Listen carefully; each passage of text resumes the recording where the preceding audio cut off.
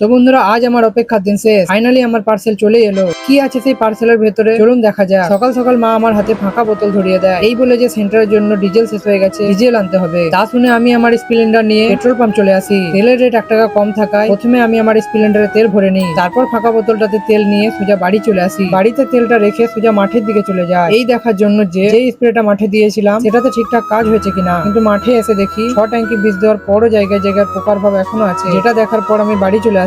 এবার পালা আমাদের সেই পার্সেলটা খোলার। যেমন কি এতদিন আমি এই ফোনটা থেকে ভয়েস রেকর্ড করে ভিডিও বানাচ্ছিলাম, যার জন্য সাউন্ড কোয়ালিটি খুব একটা ভালো আসছিল না। তাই সাউন্ড কোয়ালিটি একটু বেটার করার জন্য এই মাইকটা অর্ডার করে দিই। তো যাই হোক বন্ধুরা, আনবক্সিং করার পর একটা দাড়ি কামানোর ব্রাশ পেয়ে যায়, সরি মাইক পেয়ে যায়। যেটা দেখে তো প্রথমে অনেকটা দাড়ি কামানোর ব্রাশের মতো লাগছিল, কিন্তু দেখতে এটা ব্রাশের মতো হলেও যারা লো বাজেটের মধ্যে ওয়েলনেস মাইক খুঁজছেন তারা এটা নিতে পারে। এটার নাম গ্রিন আরো ওয়েলনেস মাইক, এটা আপনি ফ্লিপকার্ট বা আমাজনে সবসময় পেয়ে যাবে। তো এই বক্সটার সাথে একটা ডাটা কেবল আর কি একটা দিয়েছিল, এটার নাম আমার একদমই জানা নেই। আপনাদের কারো জানা থাকলে অবশ্যই কমেন্ট বক্সে জানাবেন।